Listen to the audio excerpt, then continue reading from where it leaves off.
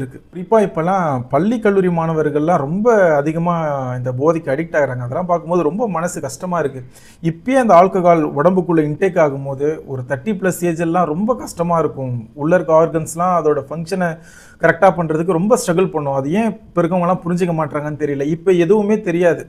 எல்லாமே 30 வயசுக்கு மேல தான் தெரியும். 14, 15 வயசுலயே போதைக்கு அடிக்ட் ஆயி, ஸ்கூல் எஜுகேஷன விட்டுட்டு எந்த வேலையும் செய்யறதுக்கு துப்பு இல்லாம போதைன்னு அலைஞ்சு அடுத்தடுத்த ஒரு கெட்ட சவகாசத்தோட பழக்கத்தோட விட்டு வளர்ந்ததோட விளைவு தான் இன்னைக்கு இந்த மாதிரியான நாய்ங்க வளர்ந்து இவ்வளோ பெரிய தப்பு பண்ணுதுங்க.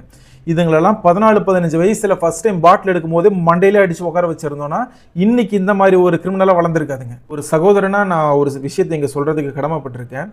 இதை தப்பா புரிஞ்சுக்கிட்டு நிறைய பேர் என்னை திட்டலாம். பட் இருந்தாலும் நான் சொல்றேன்.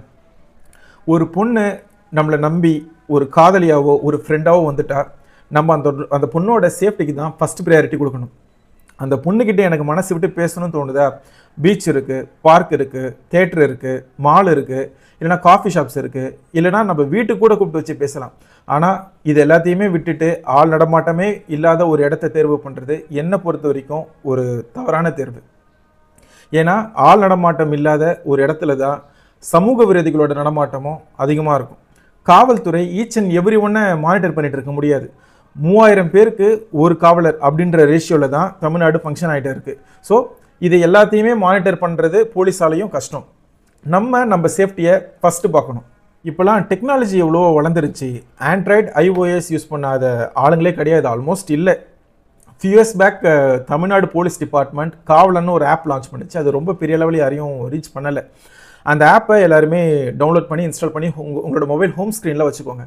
அந்த ஆப்போட பர்பஸ் என்னென்னா, இன் கேஸ் ஆஃப் எமர்ஜென்சி சுச்சுவேஷனில் நீங்கள் மாட்டிக்கிட்டிங்கன்னா அந்த ஆப் ஓப்பன் பண்ணி அதில் இருக்க பட்டனை 3 வாட்டி ப்ரெஸ் பண்ணுங்கள். ப்ரெஸ் பண்ண வித்தின் 2 மினிட்ஸில் போலீஸ் உங்கள் லொக்கேஷனுக்கு வந்துடும். ஸோ இதுதான் அந்த ஆப்போட பர்பஸ். இதை இன்றைக்கே எல்லாருமே டவுன்லோட் பண்ணி இன்ஸ்டால் பண்ணிக்கோங்க. லாஸ்ட்டாக நான் சொல்லிக்க வர்றது என்னென்னா, அந்த பொண்ணாக இருக்கட்டும், அந்த பொண்ணோட பேரண்ட்ஸாக இருக்கட்டும், ஐயோ போச்சேன்னு நீங்கள் எதையும் யோசிக்காதீங்க. உங்கள் பொண்ணு ரோட்டில் நடந்து போயிட்டு இருக்கும்போது ஒரு 3 வெறி பிடிச்ச நாய் கடிச்சு தான் நினச்சிக்கோங்க.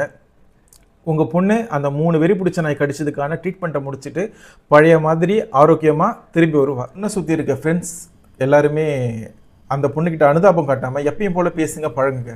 இதுவே நம்ம அந்த பொண்ணுக்கு தர ஒரு பெரிய மாரல் சப்போர்ட். ஒரு தனி மனிதனாக நம்ம எல்லாரும் சேர்ந்தது தான் இந்த சமூகம். இந்த சமூகத்தில் இருக்க எல்லா பெண்களோட பாதுகாப்பையும் ஒரு தனி மனிதனும் உறுதிப்படுத்தணும். பெண்களை பாதுகாக்கிற பொறுப்பு சமூகத்துக்கும் உண்டு, ஒரு தனி மனிதனுக்கும் உண்டு. நன்றி, வணக்கம்.